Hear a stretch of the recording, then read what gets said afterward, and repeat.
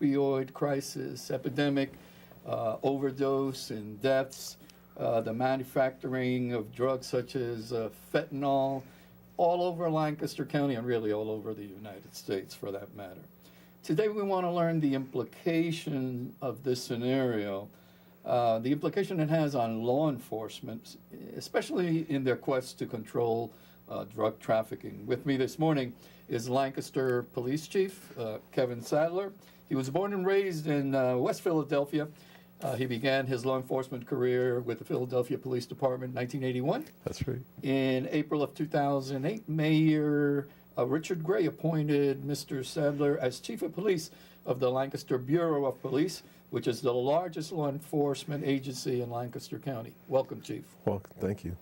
Chief, I'd like to start, since you've had many years of experience in law enforcement, kind of start out, particularly when it comes to controlling drug trafficking, how that has changed based on your experience to where we are at today, Sure. and especially now with this heroin opioid crisis.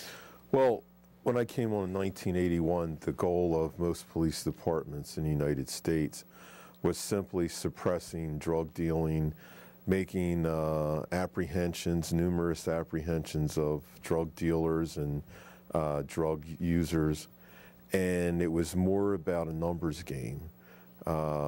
Cities were only interested in how many people you arrested for drug violations, as opposed to looking at the overall problem. Now, in law enforcement, we could see this coming decades ago.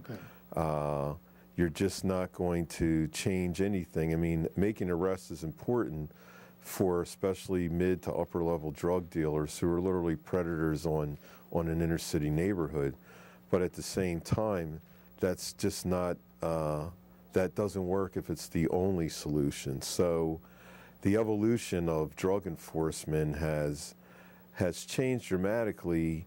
You know, when it was only in the cities, people didn't seem to be that overly concerned about it, except city residents. The rest of the country probably just wrote it off as, well, as long as it stays in the city, we're fine. While suburban sprawl, the 50s and 60s, made cities accessible to the surrounding suburban and rural communities. And as you saw in the 80s, when suburban kids started coming into the city and buying drugs, and addiction skyrocketed. And then now you have entrepreneurs, if you will, that figure, well, I can go in the city and buy bulk, narcotic of anything, and I can sell it in my community. So now it is a widespread epidemic. The heroin opioid crisis has spread throughout counties, Lancaster County being no exception. In fact, the amount of overdose deaths typically outnumber the amount of overdose deaths in the city. So that tells you it is a crisis. It's great that people are concerned about it now, but we literally are playing catch up. The drug traffickers have had a 50, 60-year head start on this problem. And they're organized. Well, they are. I mean, I kind of cringe when I'll hear some people say, well, drug dealing is a nonviolent offense. Well, somebody dying in the streets of a heroin overdose, I don't know anything more violent or atrocious than that. And the fact that you would give somebody in your neighborhood that's dealing bulk heroin or cocaine or whatever a free pass by, labeling them nonviolent. The trade itself is extremely violent. It's territorial. Drug dealers fight over drug turf. Guns, they have access to guns and they use them, and that's how they settle a beef over price of a narcotic. They'll shoot it out, and they really don't care who gets in the way, and that's when we have innocent bystanders hit. So it is an extremely violent profession. Yeah, and on their product, they don't put a label on indicating what's included. Well, there's no warnings from the Surgeon General, and that's part of the addiction problem. When I came into law enforcement, the heroin maybe was 5% pure that was on the streets. Now drug dealers realize, let's cut out the middleman. Why waste time cutting it up? They put it out in its purest form, and it can be 90 to 95% pure. So that means it's more potent, and that's when you see, unfortunately, how many stories do you hear where somebody just tried it for the first or second time and they die? Yeah. Years ago, we all saw, my neighbor in West Philly, there were heroin addicts that were, in their 50s that had been using heroin for 30, 40 years. Not that it was a great drug, it wasn't that potent. And yes, there clearly were overdose deaths back then, but look at the current rate, and I would submit to you that has a lot to do with the potency of the narcotic out there. And to add the like fentanyl, synthetic drug, a manufactured drug, there in some cases, some of those types of opioids can be anywhere from 100 to 1,000 times more potent than the heroin you see on the street. And then they add those two together. Yeah, I mean, it's an atomic bomb. I mean, really, it's no wonder people die from that. And, we use Narcan, all the departments in the county, but we've had cases. Recently I was at Lancaster General, and I saw an individual walking out of the ER, and I know he had apparently been in earlier and was saved. So we've had cases of people getting hit with Narcan twice in one day, or certainly twice or 3 times in a month. Right. So Let me ask you about the Narcan. Is that, does your department or the departments get funding for that? Or the district attorney's office was really instrumental in helping all the county agencies get it. There's some money available, but, I've heard people say to me, well, what are you wasting your time? If they want to be on that, that's their business, let them die. And I'm like, we don't have the luxury to pick and choose what people we're going to let live and die. That's not for us. That's above our pay grade. So part of our mission is saving lives as well. So if Narcan brings somebody back, the hope there is maybe they'll wise up and try to get some treatment. But there again, that's another dilemma because treatment sometimes for addictions could take 5, 6, 7 times of going to rehab. Right. And, if you're more affluent, you get to go to Betty Ford Clinic and look at the Pacific Ocean and have the top medical professionals in the world assisting your recovery, but that's not accessible to everybody else. So it's a limited amount of facilities available, but that's certainly a better method than staying and less on it. for women. Yeah, that's right. Which is a scenario that we have here. That's true. In Lancaster County. The other thing about folks that go in recovery and lapse is that, and I was talking to a counselor who works in a recovery agency here, that if he has had a person that's been in recovery for 4 or 6 months, they go back to using drugs, the potency issue then becomes a factor. Yes, where it does. They have a greater probability of overdose and dying because of the potency of the drug. What does this do for your department in regards to manpower in terms of, you got a limited number of officers, right? And then manpower in terms of combating the drug trafficking. Yeah, I mean the dealing with drug dealing, making apprehensions, detecting it, that does drain resources, obviously, but it has to be done. I mean, we use the assistance of federal agencies to assist us, FBI, ATF, and that's very helpful for us because the federal government has more access to funding and equipment, so we utilize that, and they work out of our building at times, so that's helpful. Responding to overdoses, certainly that does take up a good amount of time because we get quite a lot of those calls. And yes, it is a drain on manpower because we don't have this infinite amount of police resources. And even if we had more officers, that still would be a challenge to stay on top of that. I mean, if we take down an organization that's dealing heroin, say, another organization's ready to replace that one. The drug kingpins, the drug kingpins, if you will, they don't get their hands dirty. You know, they usually live in palatial estates, far away from inner cities. They have buffers between them financially, so it can't be traced back to them. So all they do is get, different crews. If one crew goes to jail, they'll replace it with another crew.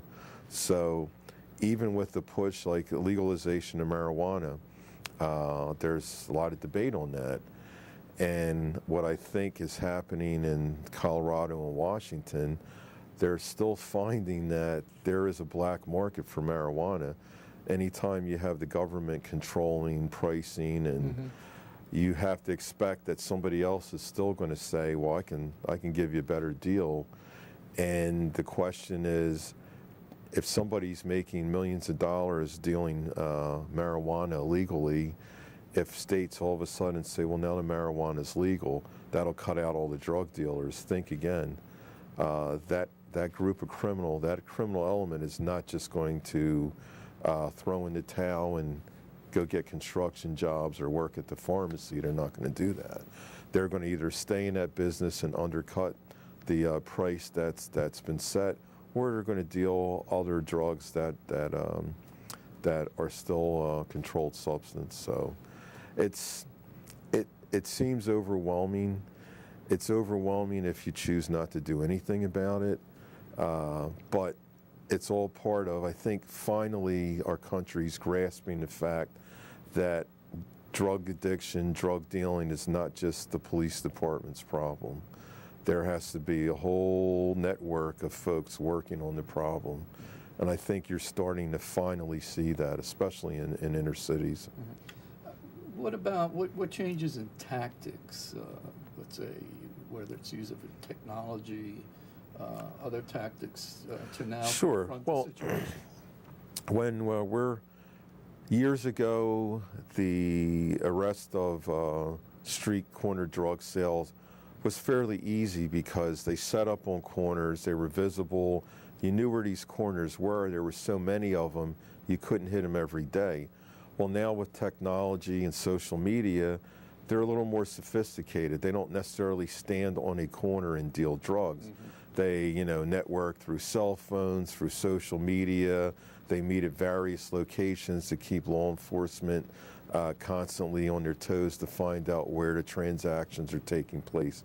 But we use the same technology. We have sophisticated equipment and things that we use to track drug dealers and their organization, and define where the money is, where the drugs are. So yeah, it's changed dramatically. The idea of just let's run out and hit a few corners and grab a few people and take them in. It's well beyond that now. It takes working with district attorney's office and the U.S. attorney's office to bring prosecutions. For drug kingpins, we usually go federally with that because federal government is going to issue out more time. And what I always laugh at the bravado that some of the drug dealers will tell you about. They don't snitch and, they keep their mouth shut when they get arrested. Not true. When they're facing federal charges, the biggest, baddest drug dealer will give up all his buddies. He'll give up his grandmother. He'll give up his brothers and sisters because when you tell them, listen, you get convicted in this federal courtroom, you're not going to be serving time over on King Street or up at Camp Hill. You might be at a prison out in the middle of Idaho. Right. So, Arizona. We'll see you in about 15 years, so good luck with that. And it's amazing when they go, wait, I got something I want to say, and they start unraveling the whole organization. So there really is no honor among thieves, like some people seem to glorify. People that glorify that element that think that they're stand-up guys, they really aren't. Talking about collaborations, the dealers, the kingpins, they're not limited in geography, you know. Yeah, They could be in that's correct. Lancaster as well as Mannheim, as well as Sure. Columbia. How's that coordinated? That we know that, you know, there's one group responsible in a variety of municipalities, in and let's say outside of Lancaster County. Sure. So what type of coordination happens there to make sure that Yeah. the law enforcement is the most effective in Right. shutting that down? Well, that's where the federal government comes in. A local municipality can only take an investigation so far. You need to go beyond that because the last time I looked, there's no poppy fields in Lancaster City. There's no big fields of marijuana growing. There's no cocoa plants. Mm-hmm. So that's coming from somewhere else and other countries, obviously. However, the feds are good at tracing it back and going to the source. And sometimes, you know, that could take years sometimes. In the meantime, your city suffers and you do the best you can. You know, I have a couple of my detectives that are deputized federally, Okay. and they're allowed to go beyond our jurisdiction in their investigations, and that's really crucial. And we've had that relationship with the FBI now for 3 years or so. Is there a special training that your Well, folks need to go through? Oh, absolutely. The great thing about the federal government, if they deputize some of your people, they give them training. They'll fly them around the country Okay. to have them trained, and that's on the federal government. That the city of Lancaster does not have to pay for that training. So having a relationship with other law enforcement, especially federal and state, is paramount to the mission, and that's how. I mean, they're few and far between, but there have been drug organizations that have been taken down, and it really starts at the bottom. Mm-hmm. You might have a street level guy that'll turn in the next guy, and it goes right up the ladder, and eventually somebody gets to the top of the food chain. I get a little confused with, you know, the county has a, you know, drug task force. Right. We got the state attorney general's Yes. office. When do they get involved? Is it at their initiative, or how does it all Well, work the out? County Drug Task Force is a task force combined of several officers throughout the county. Okay. I have two of my officers that currently are members of that team. The officer and detective in charge of that team is a retired Lancaster City Sergeant. Okay. So not only do they assist in some of our investigations, they go throughout the county, literally. So that's one. The State Attorney General's office has come and done investigations at various times, sometimes coordinated with the County Drug Task Force. And like I said, the Federal Bureau of Investigation and the ATF have been working with Lancaster Bureau of Police for quite a while, and that's been extremely helpful. And ATF is? I'm sorry, alcohol, firearms, and tobacco. That's another federal law enforcement and the agency. reason of their involvement, I would imagine, is many weapons. Well, yeah, they obviously the drug trade brings with it weaponry.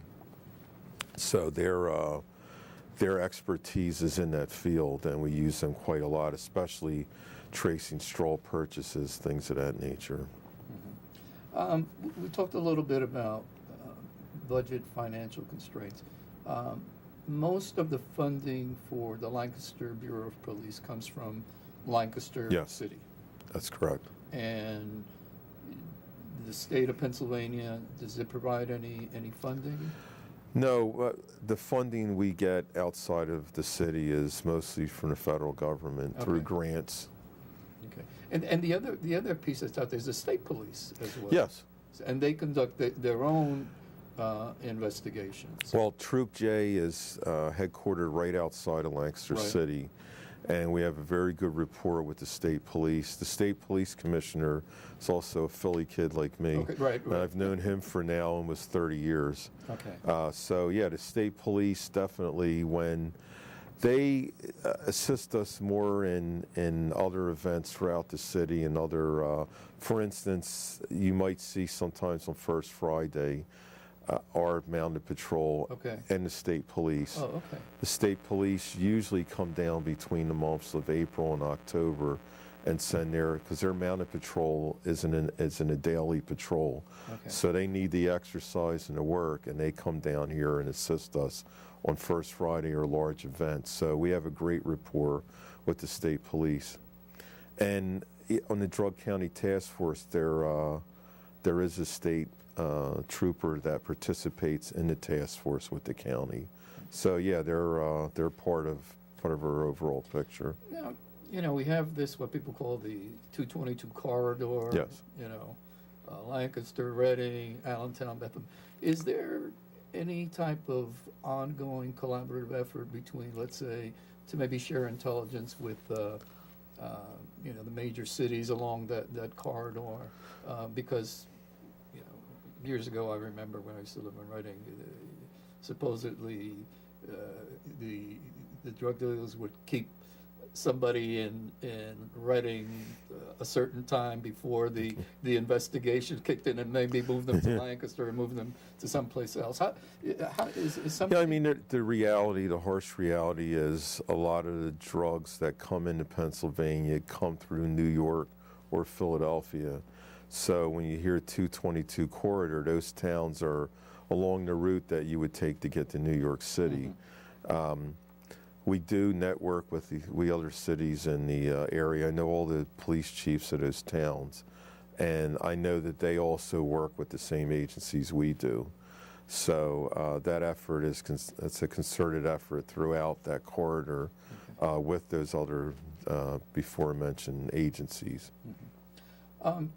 Citizen involvement, citizen education. Some people say, well, what can I do? I'm just working guy, working Sure. gal, I want to raise my kids, and what can a citizen do? The best thing for most citizens, if you live in a neighborhood, especially if you live there a long time, you know what belongs, what doesn't belong, you know what's going on. That information can be given anonymously through so many different sources, whether it's through calling the county radio or reporting it through our social media or reporting it through like the Citizens Crime Commission, any place that allows you to report it anonymously. And that is really some of the best information, because that may not be admissible in court, but it sets us in the right direction. It might put us onto a person that we were unaware of. And we'll develop the case and get the probable cause to make the arrest. So I always tell people the best thing you can do is call the police or report things anonymously. There's no risk to you at that point, because folks will say, well, I don't want to go to court and testify. And in most cases, that really isn't necessary. And we certainly understand people's fear, because drug dealers and their cronies like to intimidate potential witnesses and scare people and, discourage people from testifying. So that's probably the best thing. And to network with your other neighbors. I mean, there's strength in numbers. Mm-hmm. If one person on the block is objecting to the drug dealers in their neighborhood, nothing's going to happen. I can guarantee you that. If 60 people on the block object to it, as much as intimidating as they try to be, they can't intimidate an entire neighborhood. So I tell folks, listen, the start is reporting to us what you see, and you can do it anonymously. Where some people say, no, I don't need to be anonymous. I'll come to a meeting and tell you about it. So it's really up to the individual, and it's up to neighborhoods to stay in touch. I mean, social media is a strong tool for neighborhoods to put stuff on social media and keep your other neighbors aware. Because sometimes a neighbor will think, wow, am I the only one that knows this is going on? And then all of a sudden they find out, man, the whole neighborhood knows what's going on at a particular house.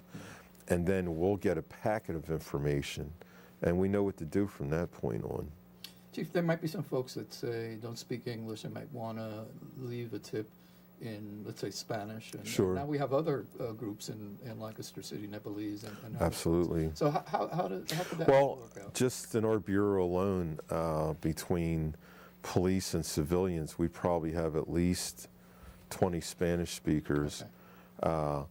The civilian that sits on the desk in the evening and the daytime, the two primary ladies that have that job are bilingual. Okay. So that's very helpful, especially when people come to the Chestnut Street Right. and walk in our lobby. But we also use a network where we can, through telephone and Right. sometimes in person, I think we have access now to about 36 different languages. And you're right, there are like people from Nepal, there's people from Middle East here Right, and some that speak African Arabic, countries, and there's, Somalia, yeah, I think. exactly. So there's, Lancaster City is rich in languages right now. Yeah. Chief, our time is almost up, but if there's one thing that you want to let folks know about, the effort that the Bureau of Police in Lancaster is doing to combat adult drug trafficking. I'm sorry. What do you want to leave them with? Well, like I said earlier, even though the problem may seem overwhelming, that hasn't stopped us in our mission to detect it, suppress it. We're involved in the overall picture with the other agencies. I sit on the county heroin task force with Mayor Tim Bradley from Mount Joy and Right. other members of the entire county, and not just police and political, but the medical profession is very prevalent in this task force. So that's the start of a solution, and that's the goal. We know that just arresting individuals is not going to solve the problem, but it is part of it. So we're participating with everybody in the city and the county to help us solve our problems. Yeah, and we know that there are two centers of excellence in Lancaster City for the county, which is Lancaster General Health and TW Panessa. Yes. That is part of that whole effort, designated by the Department of Health to Yes. combat and provide treatment and recovery. And that has been implemented in the last few months. And That's correct. they're really gearing up to increase the number of folks that they're going to be able to treat and help. Yeah, Well, absolutely. I want to thank Chief Keith Sadler, Chief of Lancaster City Police, for being with us on Think It Over, and want you to every other Tuesday at 10 o'clock to watch the Intellivium Think It Over here on channel 949 on the Lancaster Cast channel. Thank you. Until next time. Thank you, Chief. Thank you.